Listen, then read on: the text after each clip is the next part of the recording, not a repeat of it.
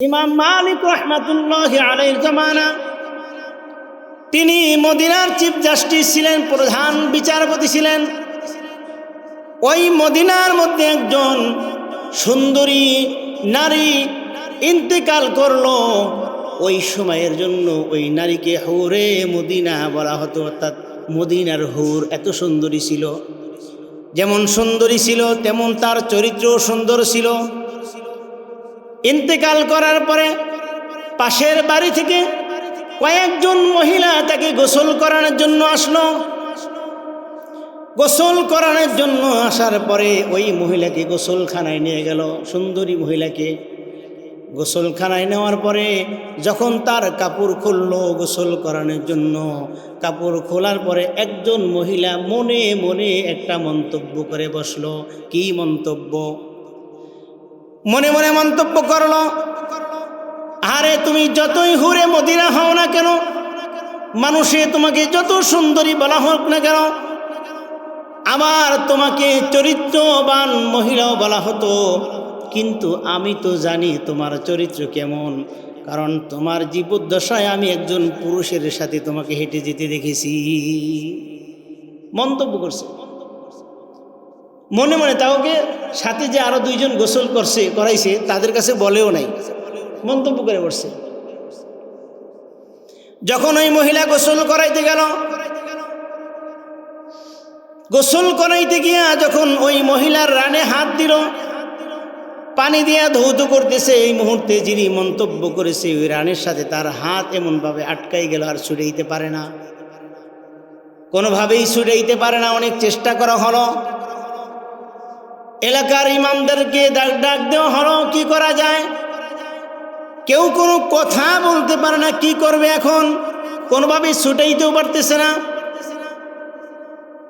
মদিনার chief justice, প্রধান বিচারপতি ইমাম মালিক রহমাতুল্লাহি আলাইহিকে বলা হলো ঘটনা। ইমাম মালিক রহমাতুল্লাহি আলাইহি চলে আসলেন। আসার পরে পর্দার আড়াল থেকে জিজ্ঞাসা করলেন, হে মহিলা, ঘটনা খুলে বলো। মহিলা ঘটনা খুলে বলল, কিন্তু তিনি যে মন্তব্য করছে মনে মনে এই কথাটা বলে নাই। সব শোনার পরে বাসা থেকে বের করা পর্যন্ত, গোসলখানায় আনা পর্যন্ত, এরপরে গোসল দেওয়া পর্যন্ত সব খুলে বলল, কিন্তু মনে মনে যে মন্তব্য করলো এইটা কারো কাছে, ইমাম মালিকের কাছেও প্রকাশ করে নাই। বাবা যেমন সন্তানকে আদর করে ডাকে, হে আমার পুত্র, হে আমার নয়নের পুতুলি, তাকে কোনো কাজ দেওয়ার আগে এভাবে আদর করে বাবা সন্তানকে বলে। আল্লাহ রাব্বুল আলামিন ঠিক ওই রকমভাবেই ঈমানদারদেরকে একটা ডাক দিলেন, ইয়া আইয়ুহাল্লাযীনা আমানু, হে আমার ঈমানদারগণ। কাদের কথা বলছেন? একটু জোরে বলেন। তাহলে এই আয়াত কিন্তু ঈমানদারদের জন্য। যেই তিনটা জিনিস থেকে আল্লাহ রাব্বুল আলামিন পানাহ চাইতে বলেছেন, তিনটা জিনিস ছেড়ে দিতে বলেছেন, এই তিনটা জিনিস ঈমানদারদের জন্য নাকি বেঈমানের জন্য? ঈমানদারদের জন্য। যারা বেঈমান থাকবে তাদের জন্য এই আয়াত নয়। শুধুমাত্র কেবলমাত্র আল্লাহ রাব্বুল আলামিন ঈমানদারদেরকে ডাকলেন, ইয়া আইয়ুহাল্লাযীনা আমানু, হে ঈমানদারগণ, ইজতানিবু কাসীরাম মিনাজ জন্নি। এক নম্বর নিষেধ, ইজতানিবু, তোমরা বেঁচে থাকো, তোমরা ছেড়ে দাও, কাসীরাম মিনাজ জন্নি, অধিক ধারণা করা থেকে তোমরা বেঁচে থাকো। কারণ ইন্না বা'দাজ জন্নি ইসমু, কিছু কিছু ধারণা মহাপাপ হয়ে যায়, কিছু কিছু ধারণা পাপ হয়ে যায়, কবিরা গুনাহ হয়ে যায়। এই জন্য আন্তাজে কথা বলা, আন্তাজে কারো উপর কোনো ধারণা করা, এটা ইসলামে নিষেধ করা হয়েছে। দুই নম্বর, ওয়ালা তাজাসসু, তোমরা একে অপরের দোষ খোঁজা থেকে বিরত থাকো। একে অপরের দোষ ত্রুটি, তার খারাপ আচরণ, এইগুলা খোঁজা থেকে বিরত থাকো। কারণ তোমারও দোষ আছে, মানুষেরও চোখ আছে। তুমি যেমন তোমার দোষটা খুঁজে পাও না, মানুষের দোষগুলা তুমি ফুটিয়ে তোলো। মনে রেখো তোমারও দোষ আছে, মানুষেরও চোখ আছে। সুতরাং একে অপরের পিছনে দোষ খোঁজা থেকে তোমরা বিরত থাকো। গোয়েন্দাগিরি করো না, চগলখড়ি করো না। 3 নাম্বার, ওয়ালা ইয়াগতাব বা'দুকুম বা'দা, তোমরা একে অপরের গীবাত করো না। কি করো না? গীবাত করো না। নিষেধ কয়টা? বুঝে থাকলে বলুন। 1 নাম্বার কি? আন্দাজে ধারণা করা যাবে না, আন্দাজে ধারণা করা যাবে না। 2 নাম্বার, একে অপরের দোষ খোঁজা যাবে না। 3 নাম্বার, গীবাত করা যাবে না। আল্লাহ রাব্বুল আলামিন এই 3টা নিষেধ করার পরে নিজেই আবার প্রশ্ন করতেছেন, আয়ুহিব্বু আহাদুকুম, তোমরা কি পছন্দ করো, ভালোবাসো, আইয়াকুলা লাহমা আখিহি, তোমরা কি তোমার মৃত ভাইয়ের গোশত খাওয়া পছন্দ করো? কি বলেন, আমরা কি পছন্দ করি? আমরা পছন্দ করি? পছন্দ করি না। আরে মরা মুরগি যদি বাজারে গিয়ে দেখেন মুরগিটা মরে গেছে জবাই করার আগে, সেইটাও তো আমরা পছন্দ করি না। পছন্দ করি? মরা গরুর গোশত পছন্দ করি না। আর সেখানে আল্লাহ রাব্বুল আলামিন বলতেছেন, তোমার মৃত ভাইয়ের গোশত খাওয়া কি তোমরা পছন্দ করো? আল্লাহ রাব্বুল আলামিন নিজেই আবার উত্তর দিয়ে বলতেছেন, ফাকারিহতুমুহু, অবশ্যই তোমরা এটাকে ঘৃণা করো, পছন্দ করো না। আল্লাহ রাব্বুল আলামিন এতটুকু বলার পরে সমস্ত মুমিনদেরকে আবার উদ্দেশ্য করে বলে দিলেন, ওয়াত্তাকুল্লাহ, যেহেতু তোমরা তোমাদের মৃত ভাইয়ের গোশত খাওয়া পছন্দ করো না, তাহলে ওই যে 3টা সতর্কবাণী দিয়ে দিলাম, ওই 3টার ব্যাপারে আল্লাহকে ভয় করো। কাকে ভয় করো বলছে? আল্লাহকে ভয় করো। ইন্নাল্লাহা তাওয়াবুর রহিম, নিঃসন্দেহে আল্লাহ রাব্বুল আলামিন তওবা কবুলকারী এবং পরম দয়ালু। আয়াতের অর্থ আমরা শুনলাম। হাদিসের মধ্যে রাসূল সাল্লাল্লাহু আলাইহি ওয়াসাল্লাম বলেন, মান সমাতা নাজা, যে চুপ থাকে সে নাজাত পায়। যে চুপ থাকে সে নাজাত পায়। ফিদ দুনিয়া ওয়াল আখিরাহ, দুনিয়াতে নাজাত পায় এবং আখিরাতেও নাজাত পেয়ে যায়। এই হচ্ছে সংক্ষিপ্ত আয়াত এবং হাদিসের সরল অনুবাদ। এবার আসুন আমরা একটু ব্যাখ্যার মধ্যে চলে যাই। আমার ভাইয়েরা, গীবাত একটি মারাত্মক ব্যাধি, মারাত্মক ব্যাধি। এটা পরিবার, এটা সমাজ, এটা রাষ্ট্র একবারে ধ্বংস করে দেয়। পরিবারকে কিভাবে ধ্বংস করে?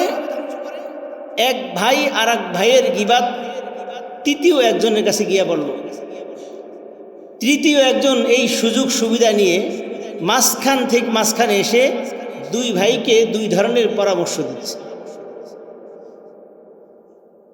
যার কারণে পুরা সংসার, পুরা পরিবারটাই ধ্বংস হয়ে যাচ্ছে। এরকম ব্যাধি আমাদের সমাজে, আমাদের ঘরে আছে কিনা? জোরে বলেন।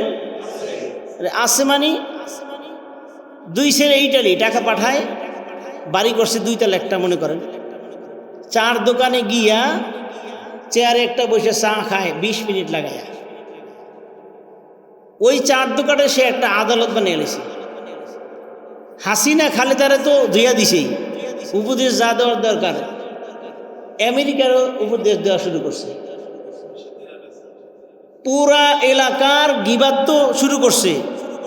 সবাই খারাপ, নিজে ভালো। সবাই খারাপ, নিজে ভালো। কথা শুনলে মনে হয় জান্নাত থেকে এই মাত্র পালাই আইছে, এমন অবস্থা। এমনকি পুরা এলাকার সবার গিবাত দেওয়া শেষ, এবার কবরে যে দিয়েছে এইগুলো উড়ে আবার গিবাত করে জাহান্নামে পাঠাইতেছে। এরকম অভ্যাস আছে কি নাই? জোরে বলে আছে কি নাই? আছে। আল্লাহ রাব্বুল আলামিন এই গিবাত এবং মানুষের দুষ্ত্রুটি খোঁজা, আন্দাজে কথা বলা থেকে নিষেধ করেছেন। কারণ গিবাত শুরু হয় নেক সুরতে। কি সুরতে? নেক সুরতে গিবাত শুরু হয়। কোনো কথা বলার সুযোগ পাইতেছে না, কিভাবে উঠাইবে?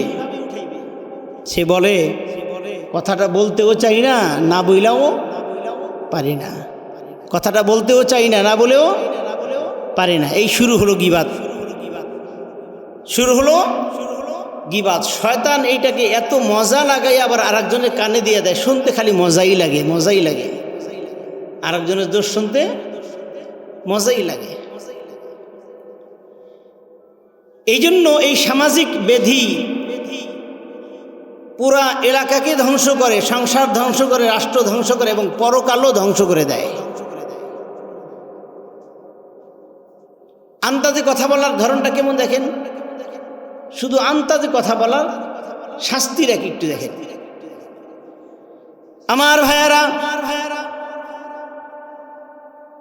এই গীবাত, পরনিন্দা, আন্তাজে কথা বলা, এক নাম্বার শাস্তি হলো আল্লাহ রাব্বুল আলামিনের সাথে যুদ্ধে লিপ্ত হয়। শুধু তাই নয়, প্রকাশ্যে সে কবিরা গুনার সাথে লিপ্ত হয়ে গেল। জোরে বলি নাউজুবিল্লাহ। আল্লাহ রাব্বুল আলামিন বলেন, ইয়া আইয়ুহাল্লাযীনা আমানু জতানিবু কাসীরাম মিনাজ-যন্নি ইন্না বা'দাজ-যন্নি ইসমু ওয়া লা তাজাসসু ওয়া লা ইয়াগতাব বা'দুকুম বা'দা।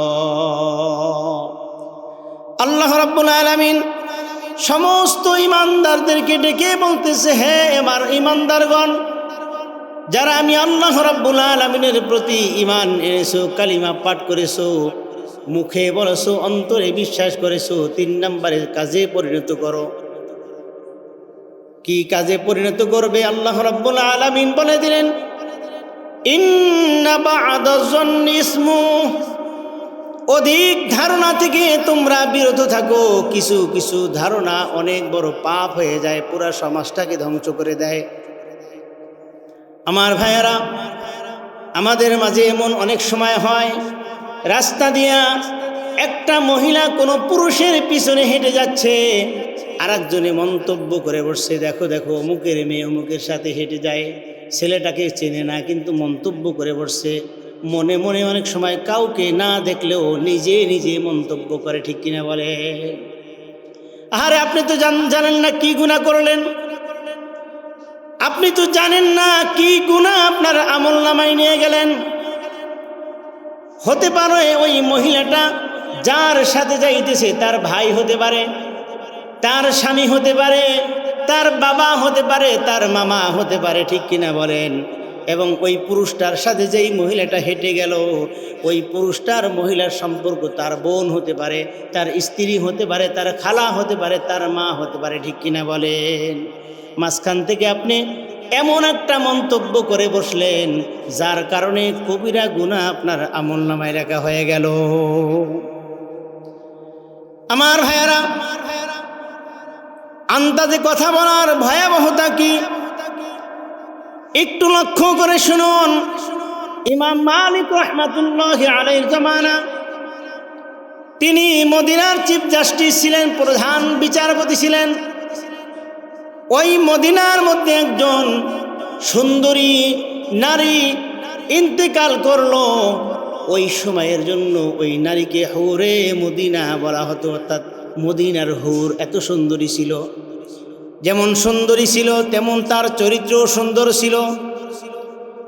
ইন্তেকাল করার পরে পাশের বাড়ি থেকে কয়েকজন মহিলা তাকে গোসল করানোর জন্য আসলো। গোসল করানোর জন্য আসার পরে ওই মহিলাকে গোসলখানায় নিয়ে গেল, সুন্দরী মহিলাকে গোসলখানায় নেওয়ার পরে যখন তার কাপড় খুললো গোসল করানোর জন্য, কাপড় খোলার পরে একজন মহিলা মনে মনে একটা মন্তব্য করে বসলো। কি মন্তব্য? মনে মনে মন্তব্য করলো, আরে তুমি যতই হুরে মদিনা হও না কেন, মানুষে তোমাকে যত সুন্দরী বলা হোক না কেন, আবার তোমাকে চরিত্রবান মহিলাও বলা হতো, কিন্তু আমি তো জানি তোমার চরিত্র কেমন, কারণ তোমার জীবদ্দশায় আমি একজন পুরুষের সাথে তোমাকে হেঁটে যেতে দেখেছি। মন্তব্য করছে মনে মনে। তাওকে সাথে যে আরো দুইজন গোসল করাইছে তাদের কাছে বলেও নাই, মন্তব্য করে বসছে। যখন ওই মহিলা গোসল করাইতে গেল, গোসল করাইতে গিয়া যখন ওই মহিলার রানে হাত দিল, পানি দিয়া ধৌত করতেছে, এই মুহূর্তে যিনি মন্তব্য করেছে ওই রানের সাথে তার হাত এমনভাবে আটকাই গেল, আর ছুটাইতে পারে না, কোনোভাবেই ছুটাইতে পারে না। অনেক চেষ্টা করা হলো, এলাকার ইমামদেরকে ডাক দেওয়া হলো, কি করা যায়? কেউ কোনো কথা বলতে পারে না, কি করবে এখন? কোনোভাবেই ছুটাইতেও পারতেছে না। মদিনার চিফ জাস্টিস, প্রধান বিচারপতি ইমাম মালিক রহমাতুল্লাহি আলাইকে বলা হলো ঘটনা। ইমাম মালিক রহমাতুল্লাহি আলাই চলে আসলেন। আসার পরে পর্দার আড়াল থেকে জিজ্ঞাসা করলেন, হে মহিলা, ঘটনা খুলে বলো। মহিলা ঘটনা খুলে বলল, কিন্তু তিনি যে মন্তব্য করছে মনে মনে এই কথাটা বলে নাই। সব শোনার পরে বাসা থেকে বের করা পর্যন্ত, গোসলখানায় আনা পর্যন্ত, এরপরে গোসল দেওয়া পর্যন্ত সব খুলে বলল, কিন্তু মনে মনে যে মন্তব্য করলো এইটা কারো কাছে, ইমাম মালিকের কাছেও প্রকাশ করে নাই। ইমাম মালিক রহমাতুল্লাহি আলাই মহিলাকে ধমক দিয়ে বলতেছে, মহিলা, তুমি যেই কথা শুনাইলা, যেই ঘটনা বললা, এই কাজের কারণে তোমার হাত তো সেখানে বেঁধে থাকার কারণ না, কোনোভাবেই আটকে থাকতে পারে না।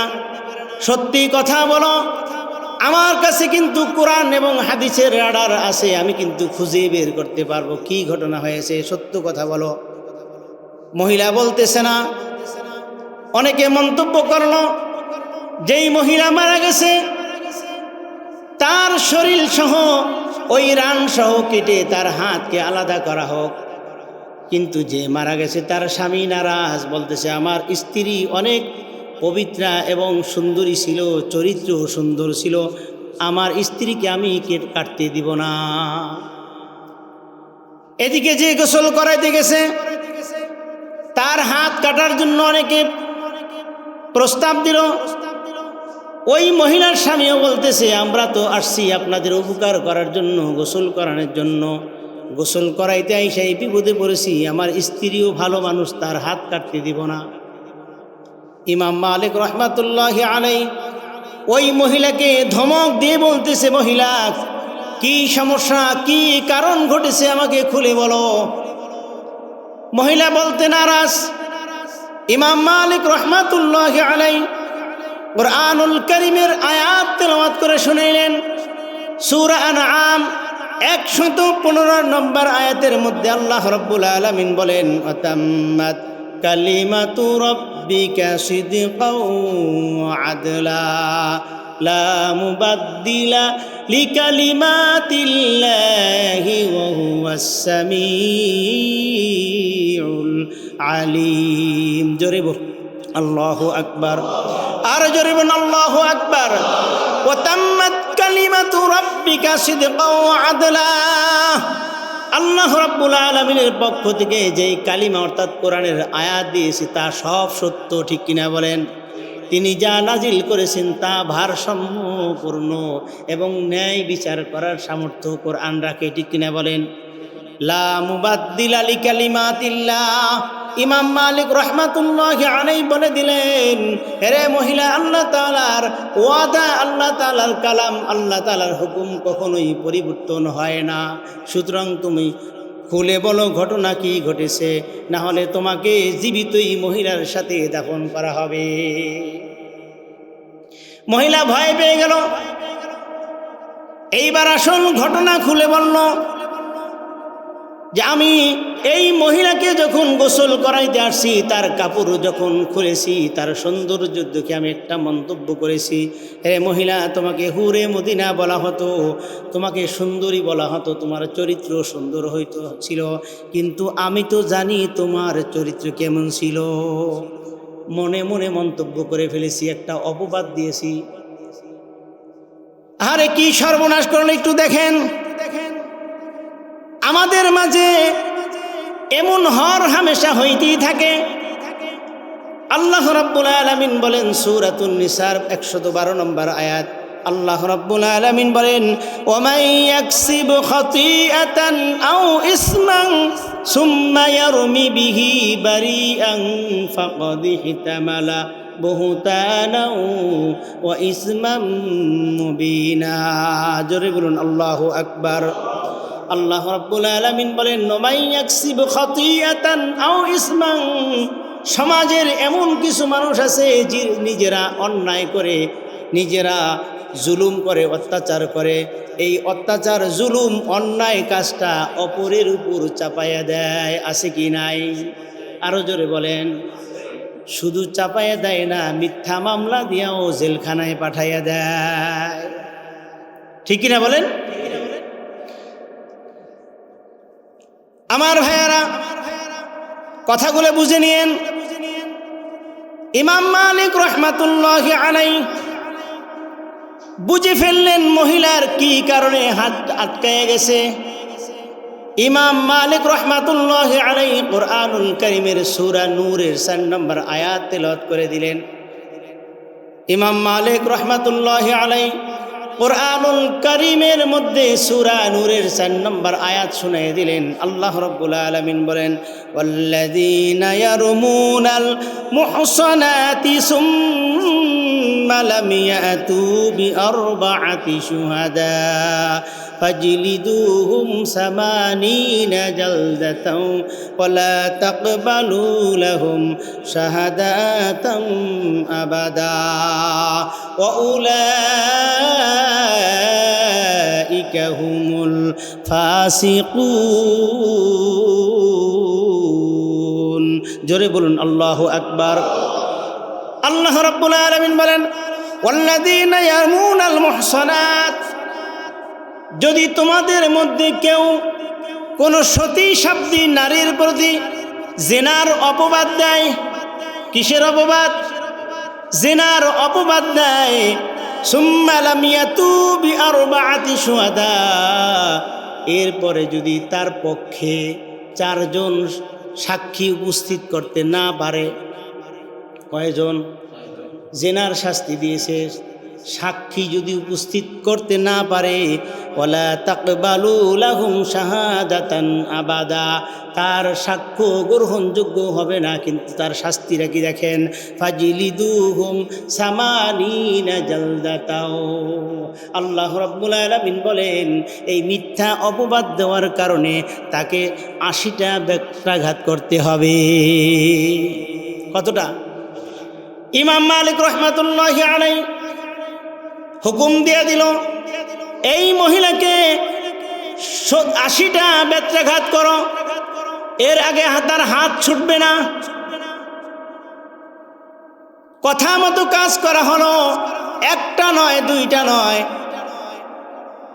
79টা ব্যত্রাঘাত করার পরে তার হাত ছুটল না। ইমাম মালিক রাহমাতুল্লাহি আলাইহি যিনি এই শাস্তি দিচ্ছেন তাকে চুপ করাই দিলেন, দেখো আর একটা মারলে যদি হাত না সরে তাহলে তো জীবিতই তাকে দাফন করতে হবে। কোরআনের অন্য কোনো আইন আছে কিনা একটু দেখে নেই। ইমাম মালিক রাহমাতুল্লাহি আলাইহি অনেক চিন্তা ভাবনা করার পরে কোনো নিয়ম নীতি আর কোনো নতুন কোনো তথ্য খুঁজে পেলেন না, শুধু এইটাই পাইলেন, কেউ যদি কারো বিরুদ্ধে অপবাদ দেয়, মিথ্যা অপবাদ দেয়, কি অপবাদ? আরও জোরে বলেন, মিথ্যা অপবাদ। এই শাস্তিটা, এই সংক্রামক রোগটা আমাদের সমাজে আছে কি নাই? আছে, মানে আমরা নিজেরাই। কিভাবে নিজে বড় সাজা যায়, নিজেকে ভালো সাজানো যায় আর একজনকে ছোট করে। আমার ভাইয়েরা, ইমাম মালিক রাহমাতুল্লাহি আলাইহি যিনি শাস্তি দিয়েছেন তাকে বলে দিলেন, ঠিক আছে আর একটা বেত্রাঘাত করো, 80টা পূর্ণ করো। কিতাবের মধ্যে লেখে আরো একটা বেত্রাঘাত করার পরে 80টা পূর্ণ করার পরে ওই মহিলার হাত ছুটে যায়। জোরে বলেন সুবহানাল্লাহ। শুধু একটু মন্তব্য করেছে। কি করছে? মন্তব্য করছে, ইন্না বা'দাজ জান্নি ইসমু, কিছু কিছু মন্তব্য এটা মহাপাপ। যদি সত্য হয় গীবাত হবে, আর যদি মিথ্যা হয় অপবাদ হবে। হাদিসের কিতাবের হাসিয়ার মধ্যে লেখা হয়েছে, কেউ যদি কাউকে মিথ্যা অপবাদ দেয় যেই কাজটা সে কখনোই করে নাই, খানায়ে কাবা হেরেম শরীফের মধ্যে একবার নয়, দুইবার নয়, নিজের মায়ের সাথে 36 বার জেনা করলে যেই গুনাহ হয়, একবার মিথ্যা অপবাদ দিলে তার থেকে বেশি গুনাহ হয়।